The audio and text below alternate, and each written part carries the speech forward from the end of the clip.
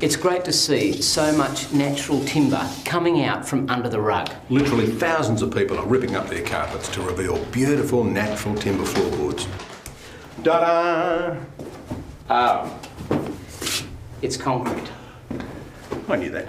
But it's okay, because we're going to show you how to lay a beautiful natural timber floor on this concrete pad. We're going to lay the floor using the direct stick method. Which actually means we're going to glue it and nail it to the concrete pad. Before you begin, your timber floor supplier should be able to check moisture levels in the slab to make sure it's dry enough. There's a large range of colours, grains and varieties of solid timber floors available. The one we've chosen is this light coloured oak. It's going to work really well with the colours we're going to paint the walls. It's 85mm wide and 12mm thick. We start by marking and checking out the door frame so that the end bead fits neatly underneath.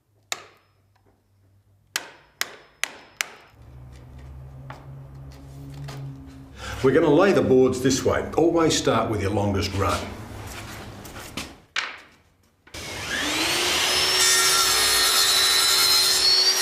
Now the timber's cut to size. The fitting of the first plank is very important. It's got to be in exactly the right place. To allow for a 10mm expansion gap down this side, we've marked the wall an extra 10mm out here. Using polyurethane adhesive, we glue and nail one end of the first board. This must be set absolutely straight as it's a guide for the rest of the floor. So the very next job in getting this first board absolutely true is to run a string line so we can fix this. Just pull it tight, Dean. Oh, and have you got the pencil and the ruler? Thanks.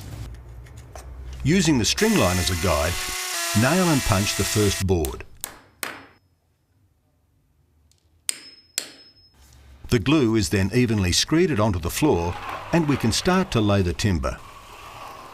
Well, the glue is spread nice and consistently. It's very important because if you don't get that bit right, you get lumps and bumps.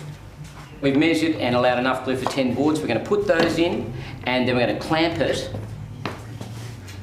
Now at this point, once our first 10 boards are down, we clamp it using these clamps, which you can hire from the retailer, just to close all these gaps up, and then we nail the first board or the last board down to hold them all in place. Then we remove the clamps and continue on our way. When you're clamping it, you make sure that you use an offcut as a block just to protect the tongue on the side of the timber. Once clamped, we check for raised or drummy spots. We then drill and nail to fix. You right? On the end?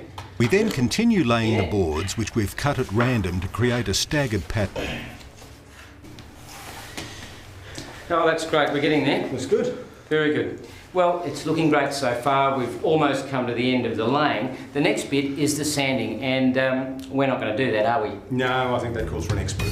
Our expert floor sander uses this vast array of specialist equipment to produce a brilliant finish on our timber floor. There are 16 separate steps in the process. He starts with a fairly coarse paper and then sands both across the boards diagonally and then along the grain to ensure a dead flat surface. Corners are hand levelled and sanded to ensure an even and professional result. Any imperfections or nail holes are hand filled and sanded.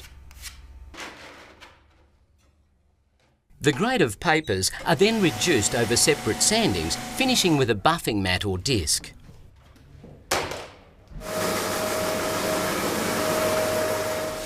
He then applies the finish over 3 separate coatings. And we end up with a superb job on our beautiful solid timber floor. Well, we did it. Yeah, apart from the sanding. As you've seen, sanding can be a little bit tricky. I agree. Sanding and polishing is definitely a job for the experts. But it looks great. Looks fantastic.